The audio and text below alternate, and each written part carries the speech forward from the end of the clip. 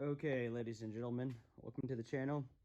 We're going to be talking about clutch master cylinders today and how they affect your clutch pull, what they do, what they mean, and how to tell what you have in case you want to upgrade or downgrade. All right, whatever you want to do. All right.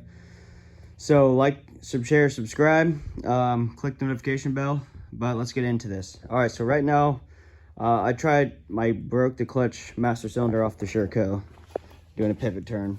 All right, and I needed to get another one. And what I was trying to do is get the new Brake Tech ones. That's what I have on the Trials bike. Like, we got the Trials bike here.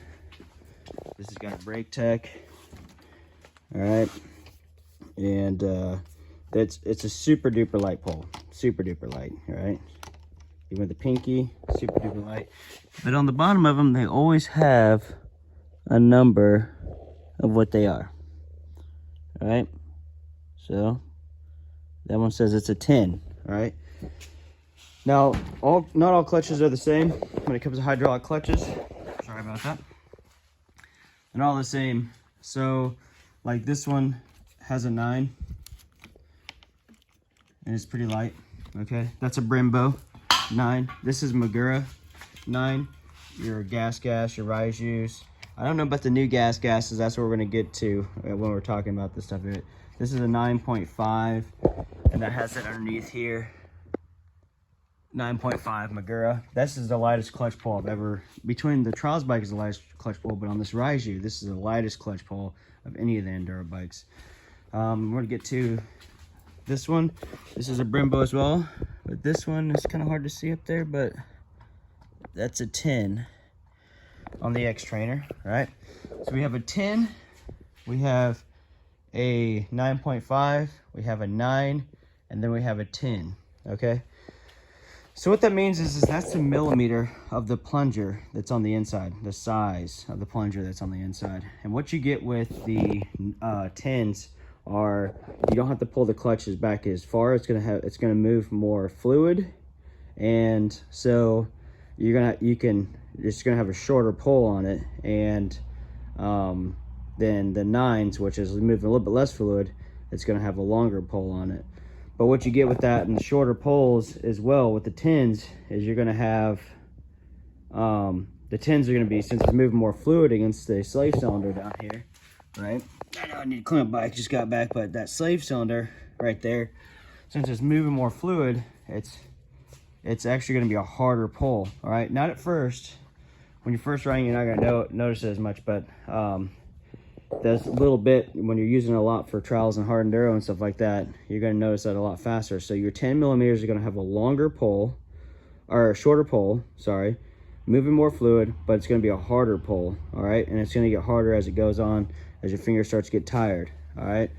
But what you'll find with this flows is, like, at first it's easy, and then as the bike warms up, it's gonna get a little harder. And that also comes with the clutch springs or whatever you got. If you have a KTM, you got the Belleville spring. If you got a heavy duty Belleville spring, don't use those, toss those out.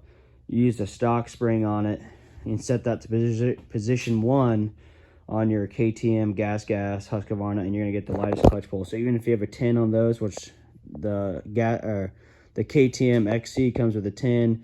The XCWs come with 10 sometimes they come with 9s. The Husqvarna TE300 comes with a 9. The TX300 comes with a 10. And the motocross bikes, they come with 10s as well. But the 9 is going to be the lightest pull, right? But a longer pull, back and forth. And you'll notice when you're running 9s, you'll be messing with this adjuster a little bit more to get your pull set with you, but once you got it set, it's pretty good. It stays consistent. So the 9s will be a lot more consistent throughout the entire time. It's not going to get harder or easier as time goes on. It's going to stay the same, a lot more consistent. The 10s are going to be light at first and then get harder as you ride, as the bike heats up a little bit. But like I said, you're going to get a little bit more fatigued in that clutch, but it's going to be less pull. So when you try to contact somebody and say, hey, what millimeter is your clutch, that's what they're asking for, is what the plunger size is on the inside. The 9 millimeters are going to be lighter. I prefer 9 millimeters. It's lighter. I get better clutch control out of my bikes running a 9. The Trials bike's a little different. That's a brake tech. That's a 10, but that's got a short little master cylinder, so that needs to run a lot of fluid from that. So that's also why it's also super duper light. Now the Raiju is pretty neat system because the Raiju has a 9.5 right dead center in the middle of a Magura, so you get the best of both worlds. You get that super light clutch pull, and you get that lot of fluid. So a little movement on that one. Like the 9, I come out and bring it back. The 10s, you just kind of bring it out and come back. And the 9.5 kind of is like right in the middle of that when you're dumping the clutch, you know. So you get the best of both worlds, and I think that this actually has the best master cylinder on any enduro bike on the current market right now. And like I said, we got a full review coming up with this bike right here, but this is a 21 Raiju MR300, but it has the absolute hands down best, most consistent clutch pull and no clutch fade like on the market today. And those forks too. The Sherco's got the same forks, but these fork valving is better. I like that. I don't like the rear shock. I like the Sherco's rear shock better. But anyway, so that's what they're talking about when you're asking for, when you're trying to pick a certain clutch. Like I said, most of the top pros, they run 9mm. Johnny Walker has his he swapped out his Beta factory 300 to the 9mm. When Johnny Walker was riding KTM XCW, he swapped out the 10s for the 9s. He runs the 9s. He prefers the 9s. Jarvis runs 9s. Manny Littenbichler, he runs 9s as well. Cody Webb with the Sherco, he's running a 9.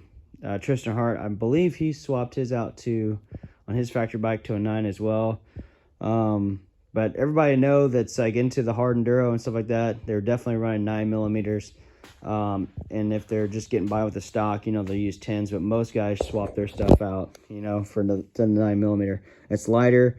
You're not going to get as much fatigue in your fingers. You're not going to have to go to 2 fingers during a 3-hour race. I mean, you might, but more than likely you won't, because that's a lighter clutch pull, but you have a longer pull. So just remember, 10mm, harder clutch pull, but more movement and fluid. All right, so less pull, harder pull though. The 9mm longer pull, but lighter. All right, so on these Shercos with a 10mm, people have to take the springs out, and I only run 4 springs on the clutch to get that lighter pull, but then they start slipping the clutches and stuff like that. They say they don't, but I've tried it, and you get traction and then they still slip. So, but the 9s, the 21s and the 22s have 9mm that come factory on the SC300 factories. Not sure about the SCRs. I think they're still running a 10, but definitely want to go with the 9.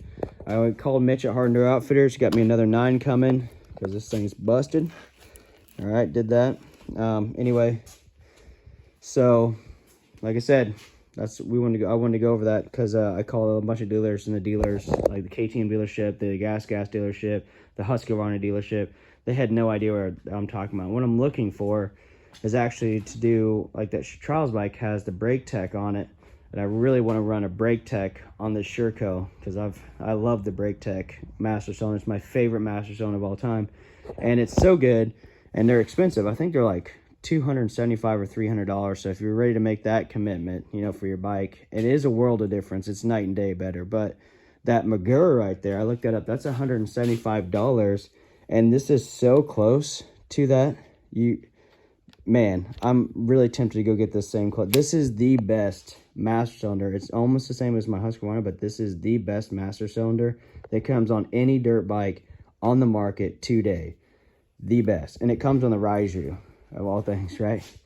Raiju is a fairly new company. I mean, they bought Gas out. I mean, you can see that even their plates and stuff say Gas. Still got the Gas similar. It's basically an AC300, but they did a couple things. But this bike is an amazing machine. All right, horsepower versus handling. Right here, these two right here, horsepower, handling. It's like, which one do you want? Still really good handling, but horsepower.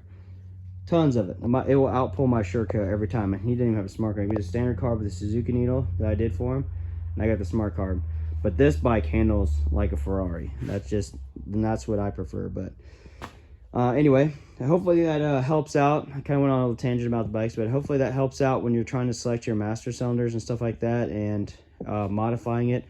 But like I said, I want to run the BrakeTech one, or maybe that Magura one on the Sherco, because the more consistent, it's even lighter.